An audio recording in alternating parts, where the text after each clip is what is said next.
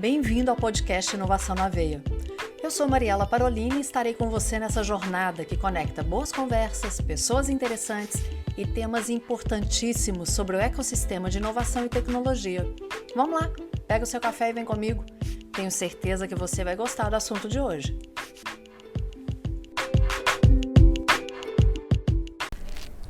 Na hora do seu café aí, você já quis vender alguma coisa que você teve?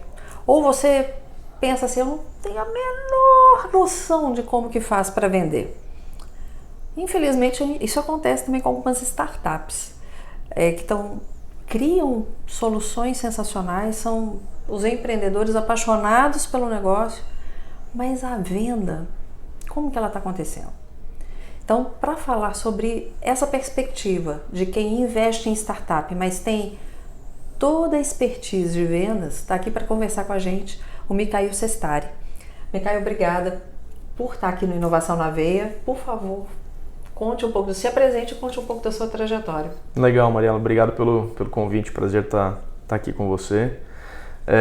Acho que esse tema é super legal, porque geralmente ele fica realmente esquecido em algumas startups, principalmente talvez ali no early stage delas, isso acaba ficando muito mais dormente do que a parte da inovação, de produto. Exato. E de criação. Isso daí toma a frente muito rápido, né? Contando rapidinho sobre mim, eu sou natural de uma cidade próxima de São Paulo, que é São José do Rio Preto, e desde assim muito cedo eu vim para São Paulo para fazer faculdade, aqui fiquei. Eu lembro que eu sempre gostei muito de vendas, então ingressei nesse mundo e nunca saí. Mas eu lembro que muito cedo eu li um artigo que mostrava como que brasileiros investem e como que, por exemplo, os americanos investem e as diferenças disso. E isso daí me chamou muita atenção, porque eu vi que a gente aqui investe muito, vou falar assim, no beabá, que a gente aprende. Vai lá mais seguro? Vai lá na renda fixa, vai ali dar uma brincadeirinha aqui na bolsa, tal, mas ainda fica numa zona segura, tal. E outros mercados, vou dizer assim, talvez um pouco mais agressivos, onde também tem efeito de uma economia mais forte também, investem muito mais em empresas, em crescimento de empresa, e com isso tem retornos muito maiores também. E eu lembro que lá atrás eu ficava com isso muito na minha cabeça. Falei, poxa, quando eu começar a ter uma vida de investimento um pouco mais forte, eu quero estar mais conectado nesse mundo do que no mundo corporativo. E aí eu fiz uma trajetória bem, acho que assim, bem diferente do que eu vejo. Eu fui começando por grandes corporações internacionais, multinacionais, e fui vindo para o mundo das startups depois. Então meio que eu adquiri um pouco de conhecimento de vendas de grandes operações. A expertise sua contribui. E agora consigo aplicar um pouco nesse mundo de startup. E acho que o comentário do começo ele se faz muita realidade, porque principalmente no começo eu falo com várias startups e com vários aí fundadores que estão em fases iniciais. A preocupação sempre da conversa é com o produto, como que ele para de pé, a dor que resolve. Trazer um investidor. Assim, poxa, eu vou com o dinheiro do bolso, vou fazer ali um bootstrapping, eu vou trazer alguém de fora, tal. E fica nessa conversa vou dizer assim, talvez num ciclo mais interno da companhia, da criação do produto, do que olhar para o ambiente externo. Isso daí, assim, é super necessário, você fortalecer essa perna do produto, de como que ele está construído, pensar no futuro, mas ao mesmo tempo tem uma selva enorme ali fora, que depois você vai ter que pegar essa lança que você criou e sair para caçar. Então é uma conexão muito forte, que talvez ela deveria ser melhor balanceada. Acho que tem muitos empresários e empreendedores que balanceiam isso muito bem, mas é muito fácil isso ser esquecido, porque acho que é muito mais fácil você se apaixonar pela criação do produto, claro, do que você se apaixonar assim vou ficar pesquisando o mercado e vendo como que eu vou fazer e tal. Então isso acaba ficando dormente, esse lado de vendas e como que eu vou fazer depois que tudo estiver pronto. E aí que tenho ajudado algumas empresas nesse movimento, mas o que eu vejo também nesse mercado é que existe assim uma abertura muito grande para olhares de fora. Talvez pode até ser um pouco diferente do que era antes. Acho que está se buscando muito informação de fora para você agregar ali dentro. Então é muito difícil hoje pegar assim startups que eu converso e que falar, não, isso daqui eu não vou ouvir agora e obrigado, e não vamos falar sobre isso, eu vou focar no meu produto. Os empreendedores e os fundadores, os criadores de produto estão olhando e sentindo essa falta, e muitos até levantam a mão e falam, cara, eu preciso de ajuda nisso. Talvez porque já viram histórias de outras que se perderam, que quebraram, que morreram por falta disso. Sem dúvida.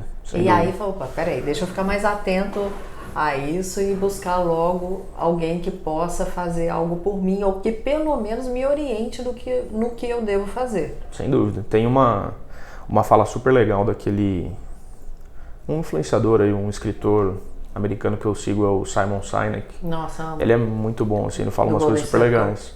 E tem um negócio que me marcou muito, que eu acho que nessas etapas de começo, de começo não, né? Acho que de qualquer etapa isso vai ser fundamental. Que é muito importante você ter o carro, mas a gasolina que vai colocar no tanque para ele ir do ponto A para o ponto B é toda a receita que você vai gerar na companhia. Você não gera receita só tendo um produto bom, você tem que ter uma estratégia muito forte de levar isso ao mercado. E acho que tem assim, recentemente de anos, tá? Não é tão, vou falar, sei lá, de... Você é tão novo, Micael. Não, eu tenho 35 anos hoje. Você tem cara de mais novo. Tenho, né? Tem cara de mais novo. Depois eu vou te contar uma história engraçada disso daí. Mas voltando aqui, ó. E aí assim, você precisa dessa gasolina para te levar do ponto A para o ponto B em qualquer estágio. E de bons anos para cá, teve revoluções boas, acho que influenciado muito pelo esse ambiente de tecnologia que criou metodologias e técnicas de vendas muito boas e fez isso propagar, que acho que todo mundo está deixando de ver vendas e uma área comercial como uma arte igual era antes. Que antes era o talento, era você ir lá e fazer e convencer e ter aquele jogo de cintura e tal, e voltado muito mais para uma ciência. Vendas é muito mais uma ciência hoje do que como era visto antes como uma arte. Gostei disso, me fala mais a respeito. Eu nunca tinha escutado por essa perspectiva. Hoje você vê muitos cursos de venda, pessoas se especializando, mas eu ainda acho que até esses cursos, muitas vezes, eles ainda se baseiam nessa questão da arte de vender. Mas como que você vira essa chave para essa ciência da venda? Acho que tem muita coisa para prestar atenção nesse mundo assim, né, de vendas. Acho que quando a gente fala de ciência, tem muita métrica envolvida em vendas que muitas vezes ela é deixada de lado. Às vezes a gente olha, por exemplo, só estou colocando gasolina dentro do tanque. Tá enchendo o tanque, tá tudo certo, mas como que isso está enchendo? Isso é uma estratégia que vai se permear pelo longo prazo, isso é algo momentâneo, e aí a gente começa a analisar assim, uma infinidade de métricas que podem auxiliar nas tomadas de decisão agora para impactar isso ao longo do caminho. Por exemplo, como que está, sei lá, exemplos mais básicos assim, como que está a entrada de leads no seu funil, como que está a conversão desses leads por etapa, da onde que vem esses leads, qual que é o perfil do cliente que você está falando hoje. Isso daí eu já estou falando até numa etapa bem mais avançada. Mas não é simplesmente ir conversando e falando. Contactando e tal. Porque fica meio quando a gente fala da arte de vendas, é quase que um gerúndio, assim, vamos fazendo e vamos vendo. Vamos fazer network. Exato. E uma hora vai dar certo. Exato, e acho que tem assim, muito mais dados à nossa disposição hoje para a gente tomar decisões bem melhores. Para ser mais assertivo na hora da decisão, né? Sem dúvida, sem dúvida. Por exemplo, uma conta reversa que é teoricamente simples, assim, que às vezes a gente deixa de lado, é natural, assim, pela correria, por você estar com metas muito agressivas na frente, assim, a liderança e o time quer fazer aquele resultado acontecer, às vezes isso passa batido, mas, por exemplo, se o resultado do ano, a expectativa é que ele seja X, o que eu tenho que fazer antes disso para que, de acordo com toda essa conversão que eu tenho que fazer do mercado endereçável que eu tenho para as possibilidades que o time tem de braço para atender aquilo, para colocar isso dentro de casa, para conversar, para converter em propostas, para converter em negócio, todo esse funil gigantesco, ele permite que eu chegue naquele resultado? Às vezes não. Às vezes você já sai do ponto de partida falando tem alguma coisa errada aqui. E aí acho que um outro ponto que eu vi muito nesse mercado de startup é que ele é ágil, numa startup você sente o balanço do mercado muito mais rápido, mas eu ainda vejo algumas empresas demorando um pouco para reagir.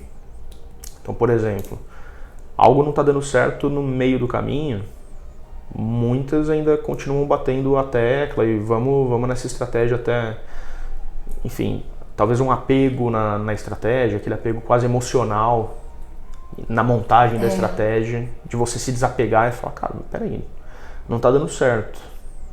E aí talvez até tenha alguma conexão com ego, alguma conexão com o lado pessoal da nossa própria criação. Mas aí tem um outro ponto também que eu vejo como uma linha muito tênue. Até que ponto o persistir é bacana, até que ponto você fala assim, não dá mais para persistir. Sim. É uma linha muito tênue. Eu concordo. Como que você observa isso? Qual que seria, fala, opa, peraí, tá na hora de virar. Acho que é difícil ter uma resposta para isso, porque realmente assim é um negócio bem... É quase que, talvez isso daí seja aquele feeling empreendedor, né? De falar, poxa, agora já deu ou agora precisamos mudar. Mas você, observando como investidor, como que você orientaria? Assim, isso aconteceu algumas vezes, assim, de ter que mudar rápido. Acho que de novo, a parte de dados que corroboram essa decisão não é só aquele... eu achismo. Acho que não está dando certo e vamos mudar. Não, calma. O achismo, né? Por que você acha que não está dando certo? Porque às vezes a gente também está cego e achando que está correndo errado. Às vezes a gente só está correndo para uma direção que não é certa. E uma mudança pequena pode corrigir o curso. Agora tem movimentos que já independentes, e aí acho que entra o feeling, entra o conhecimento muitas vezes vou colocar assim, da parte mais... que geralmente está na mão do fundador, que é muito vinculado com produto, que é muito vinculado com uma visão de longo prazo daquilo ali, que às vezes tem ali o feeling mesmo, o insight de falar, poxa, isso daqui já não dá mais para seguir. Aí é feeling puro e tomada de decisão de risco, de mudança de rota. Mas aí depende da experiência também, Exato. né? Depende muito. Mas eu, mesmo tendo o que eu já vi muito, mesmo tendo esse feeling, mesmo tendo os dados, muitas vezes tem os apegos que destoam e distorcem a rota. Uhum. Que é aí que eu acho que é a maior dificuldade e que eu acho que às vezes como investidor e numa posição ali de mentor, conselheiro, de estar mais próximo da parte estratégica, de incentivar esse desapego na mudança. E isso eu aprendi demais na última trajetória que eu tive, que foi num unicórnio aqui uma empresa brasileira fantástica, que é esse desapego à mudança, esse desapego a mudar a rota a hora que você vê que precisa ser feito. Então é quase como aquele divisor de águas de você falar, até poderia ficar persistindo e tentando, mas até que ponto isso daí vai valer a pena? Às vezes você não tem essa sintonia toda ou esse dado todo para tomar uma decisão racional. Muitas vezes ela é uma decisão emocional mesmo. E você ter vou dizer assim, a maturidade de compartilhar isso com o time, fazer com que isso não desestruture um ambiente de pessoas e fazer mudanças algumas vezes gritantes. Eu acho que isso é uma das chaves para sucesso no mercado que a gente está hoje, que ele é altamente volátil e a gente tem que andar conforme essa música toca. Você falou um ponto esse desapego, né? Desapegar para poder mudar. Será que quando você mostra o ganho que vai ter, será que consegue perceber isso? O ganho comercial que vai ter, o ganho de crescimento da startup, não só financeiro, ele consegue enxergar isso para poder fazer essa mudança? Ou você acha que vai precisar dessa mentoria, ou é caso a caso mesmo?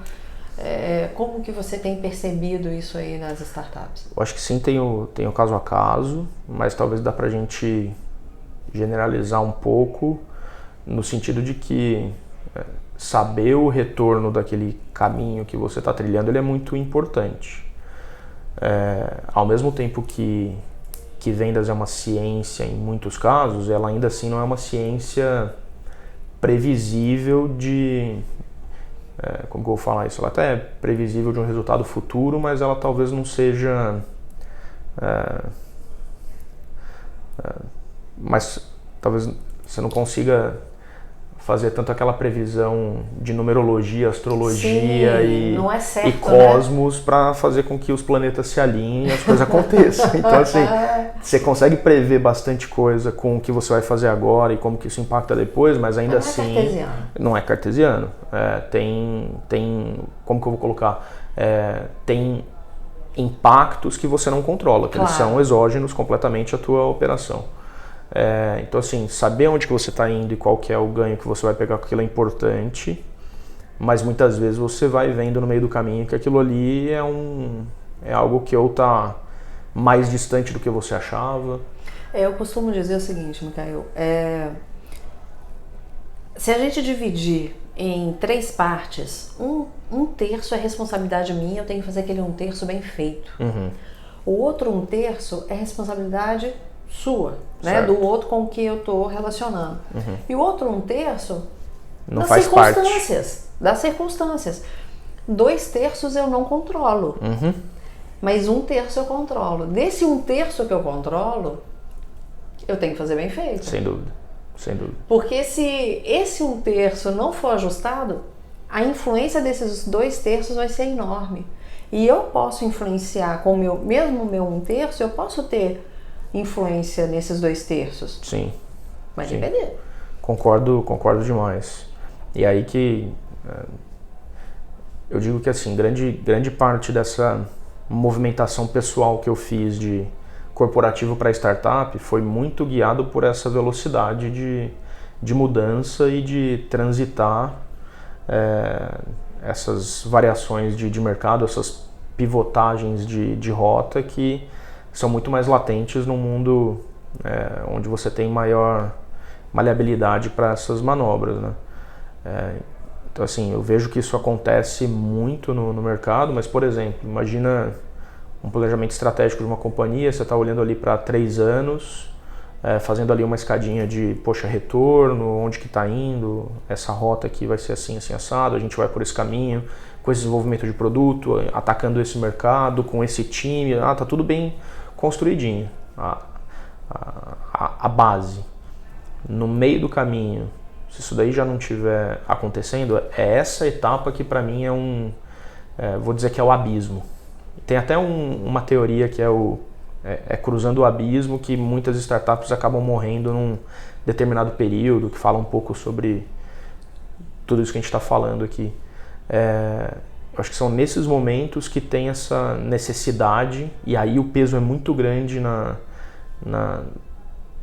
ali na cadeia estratégica da companhia, de tomar essas decisões difíceis, de fazer algumas mudanças e que coloquem no trilho certo. Ou às vezes não, às vezes também está tudo certo e segue o jogo naquilo.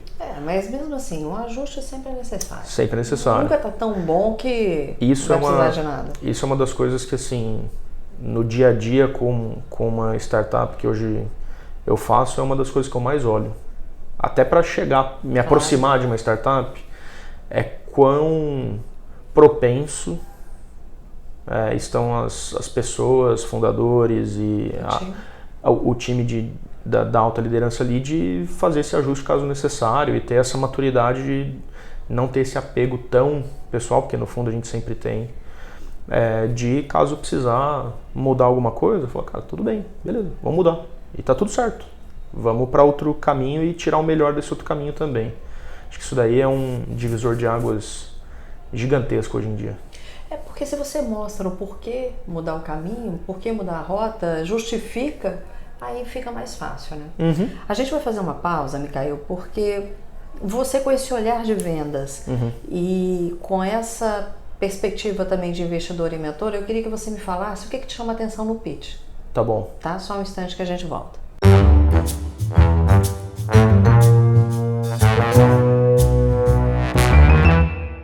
Então, com essa perspectiva que você tem, o que te chama atenção no pitch? Ótimo.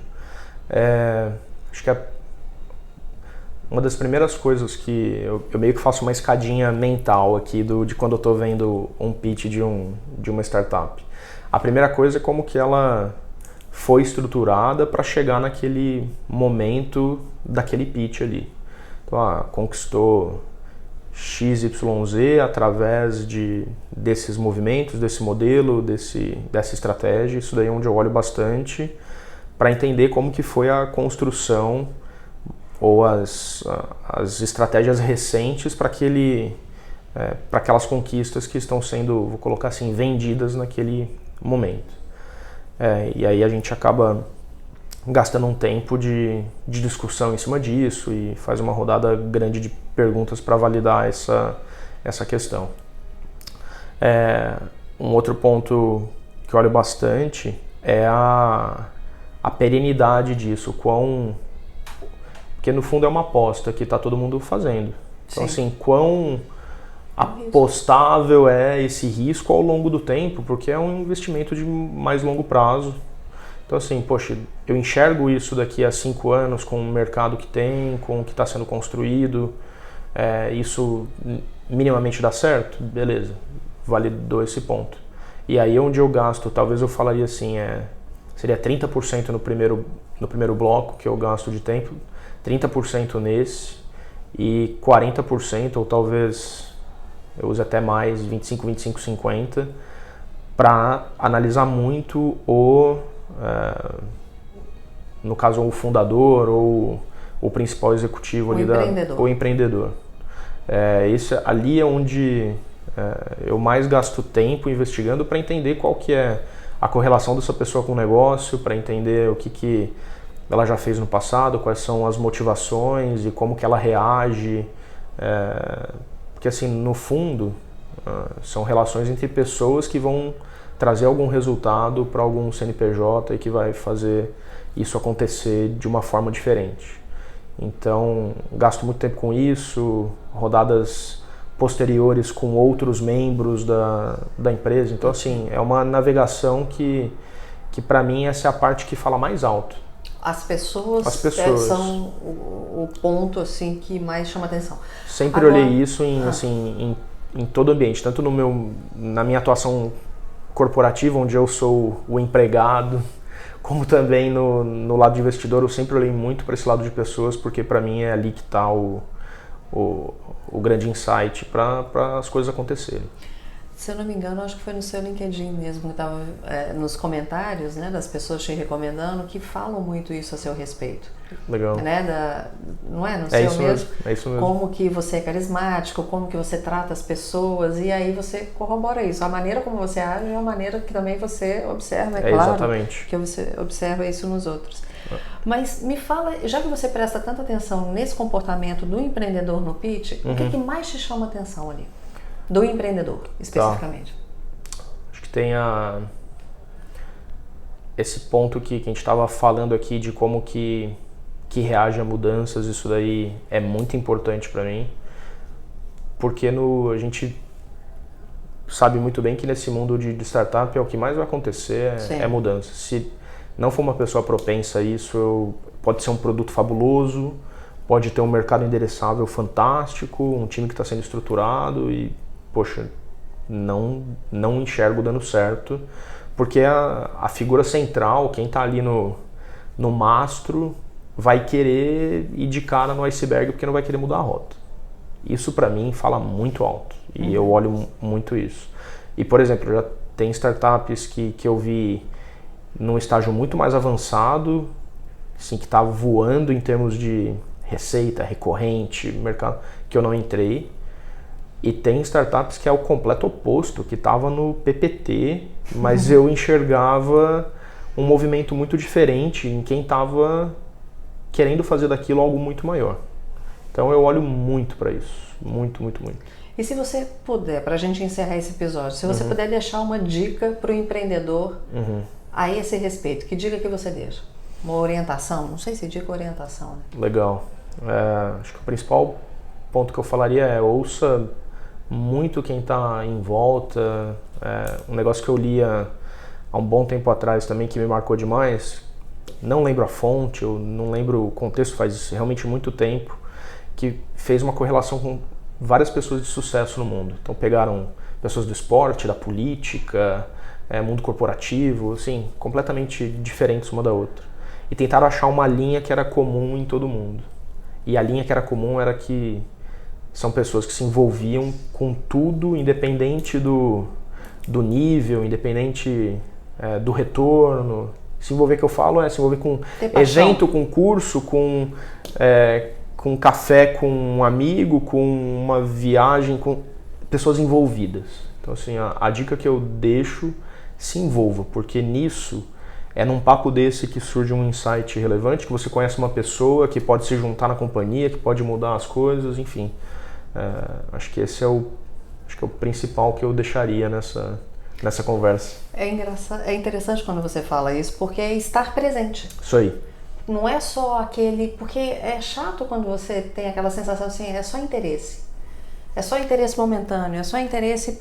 Peraí, esteja presente. Tudo bem ter interesse, porque todos nós temos as nossas ambições, todos nós... Isso é saudável. Sim. Mas eu sempre digo que o que é combinado nunca sai caro. Né? Então... Mas esteja presente naquele momento, seja de verdade, né? Concordo. Porque isso gera crédito, gera credibilidade. E aí eu vejo como isso fazendo toda a diferença. Concordo demais. Acho que até o fato de estar presente é até um fator que talvez essas gerações novas, e eu ainda me considero bem novo também, acho que sou... Você? Além de ser novo, ele tem cara de ser mais novo ainda. Mas eu acho que a gente está vivendo assim, um movimento de a gente prestar muita atenção no futuro, da gente se amarrar com coisas ali do passado. O presente ele fala muito mais alto do que qualquer coisa. Então eu concordo demais com o que você falou. Esteja ali, faça o melhor ali naquele momento, se envolva com muita gente nesse momento, que é daqui que vai surgir um futuro brilhante. E aí, só para a gente encerrar, vou dar um exemplo que não tem a ver com startup, mas que tem a ver com estar presente. Por exemplo, em momentos de gravação, eu faço todo um preparo para que eu esteja aqui preocupada só com você. Hoje, para quem está nos ouvindo, eu estou aqui no Cubo, gravando com o Micael e outras pessoas. Para estar no Cubo, eu fiz um planejamento de quem estaria em que horário. Para isso, eu me programei de estar aqui, testei equipamento, já vi que um não estava funcionando como eu queria, eu tinha o meu stand-by. Então, tudo isso, todo esse preparo que eu faço, me faz estar presente. Eu não preciso me preocupar com outras coisas, porque eu já preparei antes. Sensacional. Então, eu acho que é a mesma coisa de uma startup. Se planeja, se prepara, naquele momento você vai estar presente naquilo ali. Porque sempre vai ter coisa acontecendo. Se eu tivesse deixado meu celular aqui, que agora está no modo avião, mas se ele tivesse normal, ele ia estar pitando, ia continuar pessoas me chamando. Isso vai continuar acontecendo. Sem dúvida. Né? E se for alguma coisa extremamente grave, você vai ter um jeito de saber. Então, o estar presente, eu concordo com você, ele faz toda a diferença. Mas, Micael, gostei demais, foi um prazer te conhecer. Por favor, deixa suas redes sociais da empresa, o que você quiser para as pessoas entrarem em contato. Lógico. E deixo também os microfones aqui sempre à disposição. Quer vir falar sobre algum assunto? Mariela, pensei na gente conversar sobre aquilo. Mesmo se eu não estiver em São Paulo, a gente faz online, tá tudo certo. Ou então você vai para BH tomar um café. Com toda certeza. É um lugar que faz muito tempo que eu fui e adoraria voltar. Então você avisa pro Igor, que eu já falei com ele. Tá bom. Então vocês vão, junta aí, Igor, Renato e você, e vão pra lá e a gente vai tomar um café, comer um bom queijo. Com toda certeza. Agradeço demais pela abertura, pelo papo que a gente teve, foi super bacana e faremos outros. Tomara. E as suas redes sociais, por favor? Eu tô no Instagram, Mikhail Sestari, no LinkedIn, Mikhail Sestari também, e são as duas que eu uso atualmente. Então, tá joia. Foi um prazer. Obrigado. Para você que está aqui acompanhando mais esse episódio do Inovação na Veia, mais uma vez, obrigado. Lembra de seguir @podcast.inovaçãonaveia, @café com Mariela Parolini. No próximo episódio a gente se encontra. Um beijo e Deus te abençoe. O podcast Inovação na Veia é uma iniciativa da FCJ Venture Builder.